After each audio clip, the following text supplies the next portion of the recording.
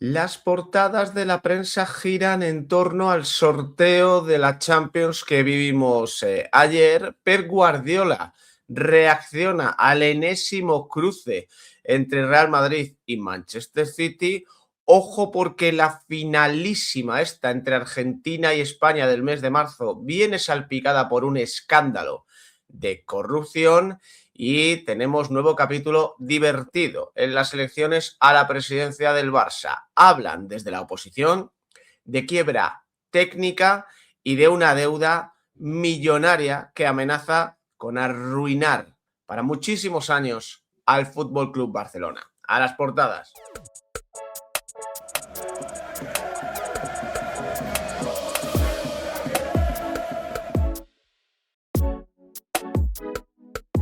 ¿Qué tal, familia? ¿Cómo estáis? Sábado 28 de febrero del año 2026. Ya se acaba el mes. Mañana empieza marzo. ¿Por qué digo esto? Porque ya sabéis, los míticos del canal, que el calendario no se cambia el día 1. Se cambia cuando el Madrid gane su primer partido del mes siguiente. Así que nadie se ponga nervioso si el lunes todavía está el calendario así, porque de hecho el Real Madrid no juega hasta el lunes a las 9 de la noche. Ya le he preparado al Yayo todo para que pueda ver los vídeos del canal, que es lo que me estaba pidiendo desde que me metieron en planta. Ayer estuvo viendo un poquito ahí en su tablet algunos de los vídeos, lo que pasa es que todavía estaba un poco débil para poder escribir o decir algo, pero me dijo: este fin de voy a poner algún comentario para mi gente del canal, dice. Así que lo mismo hoy os encontráis, hoy o mañana, algún comentario del Yayo que va evolucionando poco a poco, despacito, con buena letra. Ya son 10 días, pero bueno, la cosa va mejor, para que está un poco gruñón, porque está hasta los cojones de estar en el hospital, normal, pero anda que no le queda. Pero bueno, hoy tenemos un análisis de portadas con temas variopintos. Yo voy a tocar, o sea, voy a lanzar la palabra variopinto todo el rato. Vari y pinto, ¿no? Como dijeron ayer en comentarios, los dos. Porque he visto que me gusta mucho esa palabra. Variopinto es como que voy a decir varito, pero luego lo junto con el exportero del Barça y cae ahí variopinto. Bueno, pues hoy tenemos un análisis de portadas con temas variopintos y de hecho uno de los temas ha estallado hace pocas horas y cuidado porque tiene miga. Finalísima con escándalo. La AFA es investigada por corrupción a solo un mes del torneo y a 4 del Mundial. Se usan sociedades pantalla en España. Cientos de millones desviados, más que el FIFA Gate. Los sponsors suspenden pagos. Lo cuentan en el diario Asia, ha salido a primera hora de la mañana de hoy. La sospecha de corrupción y blanqueo de capitales por parte de los dirigentes argentinos y en concreto del presidente federativo Claudio Chiqui Tapia amenaza con decisiones judiciales y consecuencias comerciales que ponen en el punto de mira directamente a la Federación Argentina, la AFA, a solo un mes de la disputa de la finalísima entre la albiceleste y España.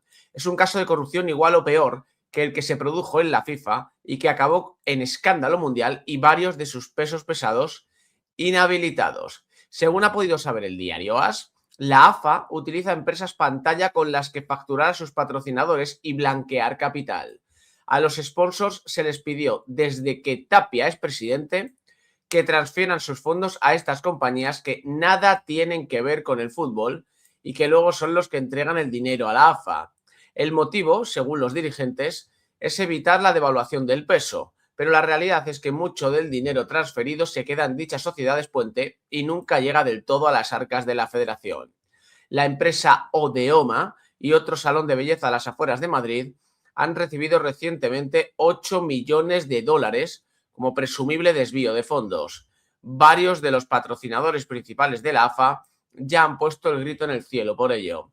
Adidas decidió suspender los pagos. Un ejecutivo de otro patrocinador denunció que de la casi decena de millones invertidos tampoco han llegado todos y Coca-Cola está planteándose denunciar a Tapia y a sus directivos. Todo saltó, cuentan en el diario AS, en los días previos al anuncio oficial de la disputa del encuentro entre el campeón de Europa y el de América hace ahora 3 meses. Sospechosamente, y a pesar de que las partes estaban de acuerdo, la situación irregular de la AFA retrasó y puso en riesgo la celebración del partido. La aprehensión de varios vehículos de alta gama en casa de uno de los directivos de la Federación Argentina escenificó la trama. Por detrás hay mucho más: vuelos privados y casas de lujo cuyos orígenes no están claros. Y bueno, luego siguen con que puede haber incluso una huelga de clubes y acaban diciéndote que un escándalo que la FIFA no va a permitir y que explota cuando la finalísima y el Mundial, al que podría no llegar esta directiva, están a la vuelta de la esquina. Bueno, he leído alguna cosa en redes sociales, por supuesto que la presencia de Argentina en el Mundial no peligra. No peligra. La cosa es que al final los jugadores no tienen nada que ver en este escándalo de corrupción. Quería traer este tema por dos cosas, ¿no? Primero, porque me llama la atención lo cutre que parece todo. 8 millones de dólares desviados, según cuenta en el diario AS, a un salón de belleza, tal. O sea, mira que habrá empresas a las que meter un chorro de dinero y que no cante tantísimo, ¿no? Cómo se ha deteriorado todo allí en tan poco tiempo. Tengo bastantes suscriptores argentinos en el canal, así que si queréis en comentarios, si estáis viendo este vídeo, me podéis dejar algún apunte, alguna pincelada de cómo se ve desde allí y qué se está comentando allí, porque es un tema que a mí particularmente me interesa. La corrupción en el mundo del fútbol está en la orden del día y suelen ser temas interesantísimos. Y luego el otro punto por el que lo traía es qué gracia me hace que el diario AS de esto sí que tenga información y del mayor escándalo de la historia del deporte no nos haya contado casi nada. ¿Qué facilidad tiene el diario AS para meter ahí el bisturí en corrupción en Argentina o en la Federación Argentina, vamos? Y qué dificultad lo ha tenido, ¿no? Ha tenido para meter el bisturí aquí en España. ¿Cómo se habla, con qué tranquilidad, con qué naturalidad sobre estos conflictos de intereses que hay en el fútbol argentino y qué poco se habló cuando uno de los capitanes del Barça negoció con el presidente de la Federación Española de Fútbol una Supercopa de España en Arabia Saudí para llevárselo todo crudísimo? O sea, me llama la atención, ¿no? Me llama mucho la atención cómo lo que pasa en España te tienes que enterar por la prensa generalista y lo que pasa en el resto del mundo, en otros países que están a miles de kilómetros, ahí sí que esto la prensa deportiva lo puede abordar.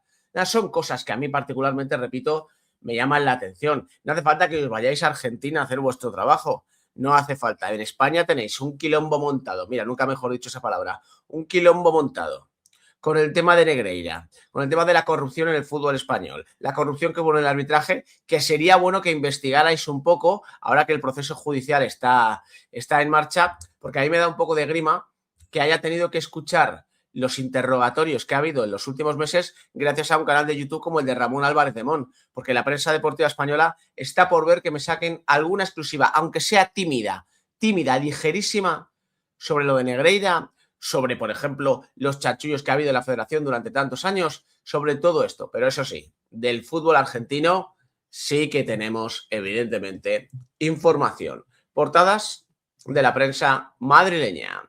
Diario AS, atracón de Premier. El Real Madrid repite con el City y afronta la ruta más difícil. Bombo amable para los otros dos españoles en Champions. Atlético de Madrid-Tottenham y Newcastle-Barça. Posible cruce entre culés y rojiblancos en cuartos. En la Europa League, Celta, Lyon y Panathinaikos Betis. Y en la Conference, Samsunspor, Rayo. Abajo, peligro de distracción en la Liga para el Barça. El Villarreal visita a un Barcelona que vive entre la remontada copera y las urnas. El encuentro arranca a las 4:15 de la tarde. En Oviedo Atlético de Madrid, regreso al peor recuerdo. El Atlético juega por primera vez en Liga en Oviedo, donde descendió en el año 2000. MotoGP, el Mundial arranca ya, el foco es atraer más fans. Ezpeleta Jr. habla del Mundial de 2026, este es el mejor deporte del mundo. Y en el premundial de baloncesto, España barre a Ucrania 66-86 y ya lidera el grupo. Y en el diario Marca, otra vez tú. El Real Madrid vuelve a vérselas con el City de Guardiola por octava vez en 10 años. Barça y Atlético podrían medirse en cuartos. Fortuna en el rival de octavos y el lado del cuadro para Betis, Celta y Rayo ya en Europa League y Conference League. Nos cuentan que la ida del Real Madrid City se jugará el 11 de marzo y la vuelta el 17 de marzo, ambos a las 9 de la noche. El Atlético de Madrid-Tottenham, ida el día 10, vuelta el día 18, ambos a las 9 de la noche. Y en el caso del Newcastle-Barça, la ida en St. James's Park a las 9 de la noche el 10 de marzo y a las 6:45 de la tarde el 18 de marzo. Le ponen un horario de Europa League al Barça porque es una eliminatoria, evidentemente, de Europa League. Arriba, alerta amarilla para el líder en Barcelona. El Villarreal ha ganado los 2 últimos duelos a domicilio ante los azulgrana. Hoy se juegan el Rayo Athletic Club a las 2 de la tarde, Mallorca Real Sociedad a las 6:30 y Oviedo Atlético de Madrid a las 9 de la noche. Ayer se abrió la jornada con el Levante 2, Alavés 0. Ganó el conjunto granota con 2 goles en los minutos finales. Abajo, Ucrania 66, España 86. Rotundo triunfo de la selección de Chus Mateo. Suma su tercera victoria en las ventanas y la clasificación para Qatar 2027 está cerca. En MotoGP, un truco de Fórmula 1 hace volar a la Aprilia de Martinator. Ojo que vuelvo a escena. Lo digo porque ya sabéis, Martinator es Jorge Martín, que no soy yo, pero podría. Y ya por último, en Copa del Rey de voleibol, Cisneros La Laguna y Melilla se ven en semifinales. Vuelve Jorge Martín, que no soy yo, pero podría, ¿eh? Así que tenemos año divertido en cuanto a motociclismo. Por lo demás, las portadas ya las habéis visto, todo gira en torno al sorteo de la Champions. Es otra cosa que no se investiga. ¿Cómo es posible que después de tantos años sigan saliendo los mismos cruces? No sé, a nivel estadístico se me antoja muy improbable, ¿no? O sea, Real Madrid City, sea cual sea el cruce, lo hemos visto en cuartos, en semifinales, en la fase liga, ahora en octavos, en 16avos. Si hay posibilidad de que al Madrid le toque el City, aunque haya muchos equipos más, este caso no, porque solo era el Sporting de Portugal la otra opción, oye, si está el City, al Madrid le toca el City. Es curioso, es bastante curioso que al Madrid siempre le toque el Manchester City. Y alguno dirá, que yo, pues, haber pasado entre los 8 primeros. Si el Madrid hubiera acabado entre los 8 primeros, según ha quedado dibujado el cuadro, también iría por el lado difícil del cuadro, porque son así las cosas, las bolas calientes de Florentino, etcétera, etcétera. Luego tienes el otro lado del cuadro, que es una auténtica broma, el Barça y el Atlético de Madrid, el pase a cuartos sin sudar. Luego, si se enfrentan entre ellos en cuartos, ya veremos, y ya como mucho habría un coco en semifinales siempre y cuando el Arsenal no le dé por pechear antes. El Arsenal tiene un cuadro muy amable para llegar hasta semifinales tranquilamente. Leverkusen primero y luego unos cuartos de final en los que, sea cual sea el rival, sería muy favorito. No obstante, en ese lado del cuadro, el Barça es el único campeón de Europa de todos los que hay y todos ellos en los últimos 10 años han jugado alguna vez en Europa League. Te vas al otro lado del cuadro y hay no sé cuántos campeones de Europa, más allá de las 15 que tiene el propio Real Madrid. Es ir al matadero, porque si el Madrid quiere llegar a la final, por ejemplo, tiene que eliminar al City, luego tendría que eliminar al Bayern, seguramente, y ya luego crúzate si acaso en semifinales con el PSG o el Liverpool, o sea, un camino mortal. Pero fijaros cómo es de raro todo. Dani Carvajal, jugador del Real Madrid, tiene más Copas de Europa que todo el cuadro de la parte derecha en el que están Barcelona, Newcastle, Atlético de Madrid, tal. O sea, es de un desequilibrio. Yo entiendo que esto la UEFA lo verá, supongo, ¿no? Porque el año pasado ya fue otra vez un cachondeo. Hubo un lado del cuadro que es el que acabó con el interfinalista, que era una broma. Hubo otro lado del cuadro que es el que acabó con el PSG finalista, que era muy duro.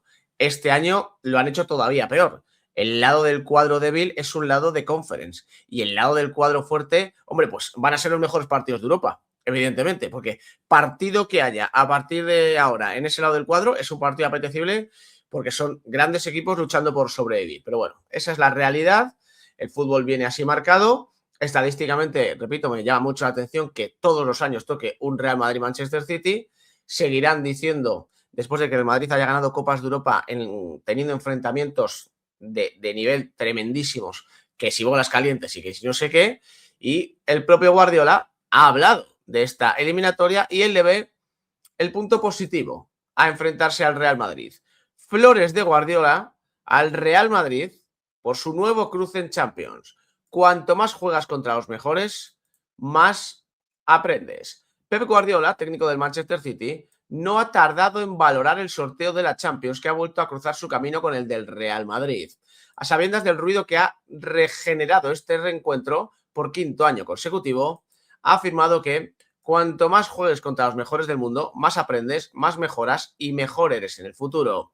Poco más se ha animado a manifestar, dicen aquí al respecto, el entrenador español, a pesar de que su comparecencia de este viernes estaba fijada para solo unos minutos después del sorteo que emparejó a los suyos con el Real Madrid en los octavos de final de competición europea. Sus halagos han sido la única pincelada relacionada con los bombos de neón. Pues Guardiola considera que bien, que así aprenden mucho. Pues oye, ojalá aprendan desde la derrota.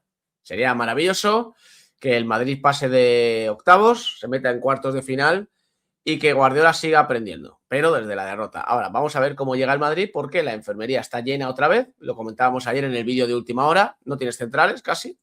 O sea, fijaros cómo es el drama del Madrid ahora mismo, que sus centrales aptos son Rüdiger, que hay que dosificarle cada 2x3 porque esa rodilla le está dando mucha guerra, y David Alaba, que ya hemos visto a David Alaba, pues oye, ha cumplido los últimos partidos, pero David Alaba es otro que en cuanto juegue 3 o 4 se va a romper. No está Mbappé, no está Militao, no está Jude Bellingham, Rodrigo acaba de regresar de lesión, no está Ceballos, o sea, el equipo está cogido con pinzas y no queda demasiado para ese cruce de octavos de final de la Champions. En 10 días, 10-11 días, vamos, tú tienes que jugar contra el Manchester City. Militao no se va a recuperar, Jude Bellingham no se va a recuperar, Ceballos no se va a recuperar, Dinhausen sí se va a recuperar. Luego que no se lesione otro más. Mbappé, ya veremos, porque con Mbappé todo es una incógnita. Con Mbappé, vamos viendo, y si puede, puede, y si no puede, pues no puede. Y es que en esas condiciones el Real Madrid, ante un Manchester City que tiene un plantillón, que encima se ha gastado otra vez una morterada en el mercado de fichajes, entre Semenyo, entre Marc Guehi, para reforzar su plantilla, en el mercado de fichajes de enero, me refiero, pues va a ser una empresa complicada. Pero bueno, hay que jugarlo, hay que intentarlo por lo menos. Yo creo que el Real Madrid va a caer en octavos de final, es mi sensación, pero también pienso que el Manchester City no está cómodo. Por mucho que Guardiola haya dicho esto, el Manchester City no está cómodo con el cruce. Porque la realidad es que el Madrid suele ser, quitando una eliminatoria que nos barrieron con un 4-0 brutal en la vuelta, el Madrid suele ajustar bastante estas eliminatorias, suelen ser muy equilibradas. El año pasado es verdad que el Madrid le mete un baile al propio Manchester City, pero no es ese Manchester City ya, por desgracia, ya no es un meme, pero es que en años anteriores, con un Manchester City que parecía imparable, el Real Madrid lo elimina en la Champions de las remontadas y el Real Madrid lo elimina luego en la Champions de la 15ª con esa tanda de penaltis inolvidable y aquel gol de Rüdiger en el último lanzamiento. Así que bueno, vamos a ver, para mí, repito, el Manchester City es favorito en la eliminatoria, pero quiero ver cómo la afronta el Real Madrid y si el equipo de Álvaro Arbeloa puede dar ese salto hasta el punto de meterse en cuartos de final. Portadas de la prensa catalana. Mundo Deportivo. Champions, Premier. El Barça, por la parte asequible del cuadro, se medirá en octavos al Newcastle, al que ya ganó 1-2 en St. James's Park. Rivales también ingleses para Real Madrid y Atlético. El City, por quinta vez seguida ante los blancos, y el Tottenham ante los colchoneros. Cuentan también que el Barça-Sevilla se jugará el 15 de marzo, día de las elecciones a la presidencia. Arriba, prueba de líder. El Villarreal, tercero y peligroso, visita el Fortín del Camp Nou en el partido 100 de Hansi Flick como blaugrana. Abajo, en la Europa League, Panathinaikos Betis y Celta Lyon en octavos de final. En la Conference, el Rayo se las verá con el Samsunspor turco y hoy a las 9, Oviedo Atlético de Madrid. El colista mide la bipolaridad de los de Simeone. Y en el Diario Sport, partido clave. El Barça defiende el liderato ante el tercer clasificado de la Liga.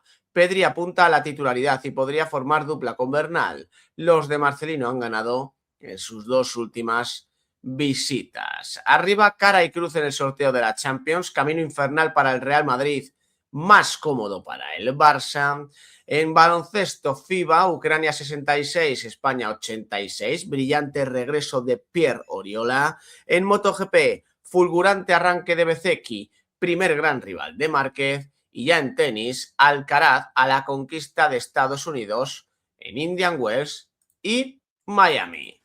Bueno, pues poco que rascar aquí en este tema de portadas. El Barça-Villarreal, bueno, vamos a ver. De los partidos que tiene en el Camp Nou el Barça, este y el del Real Madrid son los más complicados. El del Real Madrid, porque ya lo vimos el año pasado, llegue como llegue el Madrid, al final te puede preparar un número, aunque luego el Madrid acabe perdiendo, que esa es otra historia. El Villarreal es un buen equipo. El Madrid lo ganó en el Estadio de la Cerámica, pero fue un partido muy competido, tal. Evidentemente baja fuera de casa, pero aquí vamos a ver si hay cierta distracción en el Barça con el tema de la remontada, no remontada, en la Copa del Rey, con el Atlético Madrid, que es un partido señalado en rojo, etcétera, etcétera, básicamente porque si no remontan ese partido es adiós a uno de los grandes títulos de la temporada, y es un palo, como el que se llevó el Madrid en su momento contra el Albacete, sin hacer el ridículo que hizo el Madrid contra el Albacete en ese sentido, pero un palo igualmente porque la conclusión es que te quedas sin el título. Y por ahí puede rascar algo el Villarreal. Yo creo que va a ser un partido complicado para el Barça. Los veo favoritos, pero es de esos días que yo no descarto que el Barça pueda tener un susto, que el Barça pueda, yo qué sé, tener un momento de duda e incluso que pueda llegar a pinchar. Recordemos que el empate, si luego gana el Real Madrid el lunes al Getafe, que habría que verlo, cambiaría otra vez el orden del liderato, volvería el Real Madrid a la cima. Así que es un partido en el que, repito, creo que el Barça es favorito, creo que jugando en casa lo normal es que lo saque, pero la visita del Villarreal y la visita del Real Madrid son las más complicadas que va a tener ahí el equipo de Flick en el Camp Nou. Y oye, ojalá la distracción de la Copa del Rey pueda echar una mano para que el Villarreal saque algo positivo. Al final, yo al Villarreal cariño no le tengo ninguno, pero todo lo positivo que saque el Villarreal hoy es bueno para el Real Madrid. Ya sabéis lo que yo pienso, el Real Madrid y el Barcelona se van a dejar puntos de aquí a final de temporada. Ninguno, creo yo, vamos, va a ser un martillo pilón de victoria, victoria, victoria, victoria. Encadenarán sus rachas, evidentemente, de repente 3, 4 victorias consecutivas, una cosa así, pero se van a ir dejando puntos por lo que estamos viendo. De repente llega una semana con la Champions, una semana con la Copa o tal, esas distracciones te acaban quitando algún punto en lo que queda de liga. La ventaja que tiene el Real Madrid en este sentido es que el Madrid juega el lunes, viene un poquito más descansado y no tiene luego partido entre semana hasta el viernes, es decir, concentración, foco al 100% en el partido contra el Getafe. Y el Barça, vamos a ver, sería interesantísimo, la verdad, acabar o empezar, como queráis, el fin de semana pudiendo asaltar el liderato. Y quería terminar con mi serie favorita de este final de invierno, que son las elecciones a la presidencia del Barça. Como ya sabéis, lo repetiremos siempre, va a arrasar Laporta, pero el proceso es muy divertido. Jordi Mercader, el responsable económico de la precandidatura de Xavier Vilá-Joana, dice: el Barça está en quiebra técnica y necesita un cambio radical de modelo. Advierte de una deuda de 4.600 millones, cuestiona la gestión de la última junta y propone una transformación estructural en el FC Barcelona. El fichaje de Harry Kane, dice, cuyo entorno ha sido contactado por parte del equipo de la precandidatura, es factible si estructuras la operación con una parte fija, variables, intercambios y creatividad financiera. Puede ser viable. Ahora volvemos a esto. O sea, es que quitando lo de la deuda y lo de la quiebra técnica, que es evidente que el Barça está en la ruina, no le podéis tratar a la gente como si esto fuese, repito, el FIFA, ¿eh? No podéis tratar a la gente, que a mí me da igual. O sea, Harry Kane no va a ir al Barça. Pero el tema es, lo de los intercambios y los variables. Y las variables están muy bien en operaciones ajustadas. Pero, punto número 1, intercambios casi nunca hay. Esa es la realidad. Esto de, que además, esto lo he comentado yo muchas veces en el canal, lo de este club se interesa por este jugador y a lo mejor para abaratar esta operación incluye a este otro futbolista. Casi nunca sucede. Casi nunca sucede. Así que esa parte la quitamos. Y luego, las variables, tal. Sí, muy bien. Las variables, ¿cómo vas a afrontar las variables de un fichaje de un coste tan elevado? ¿Qué le vas a decir al Bayern? ¿Que le pagas 40 millones fijos y 60 en variables? Lo digo porque el tema de las variables, que sí que es cierto que sirve para cerrar operaciones que a lo mejor están un poco enquistadas, claro, sirve para operaciones que van al límite. Pero siempre la parte fija tiene que ser mucho más grande que la parte variable. Y el Barça eso no lo puede hacer. El Barça quiere incluir una variable muy grande porque ahora no puede pagar. Entonces el Barça dice, vamos a incluir unas variables que se vayan cumpliendo o no durante los años y yo voy ganando un poco de tiempo. Las variables es ganar tiempo. Tú metes una variable en una negociación en términos futbolísticos para ganar tiempo. En los contratos de futbolistas están así estipuladas muchas de ellas. Una variable, un bonus por ganar la Champions, tiempo. Un bonus por ganar el Balón de Oro, mucho tiempo. Un bonus por tal, goles, tiempo, tiempo, tiempo. Y lo que no te puedo pagar ahora, te lo podré pagar dentro de un año. El Barça, una operación como la de Harry Kane, ni con variables la puede abordar. Porque tendrías que meterle muchos variables al fichaje en sí, que no creo que el Bayern te lo permita, y luego muchos variables al contrato de Harry Kane, que Harry Kane no me parece a mí el típico tieso que te vaya a decir, sí, tú págame, me lo invento, 10 fijos más 8 en variables y luego los variables ya los vamos viendo. No va a suceder. Entonces aquí Xavi Villajoana que hable de la creatividad que le dé la gana, pero es imposible el fichaje de Harry Kane en los términos que él intenta explicar. Bueno, Xavi Villajoana es el que dijo lo de Harry Kane, Jordi Mercader es el que aquí está contando lo de la creatividad, el responsable económico de esta precandidatura en Mundo Deportivo. La entrevista hecha por Laura Aparicio se centra, nada más empezar, en la quiebra técnica. ¿Qué significa exactamente que el Barça esté en quiebra técnica? Y responde este hombre que lo que esperas cobrar no te alcanza para pagar lo que debes.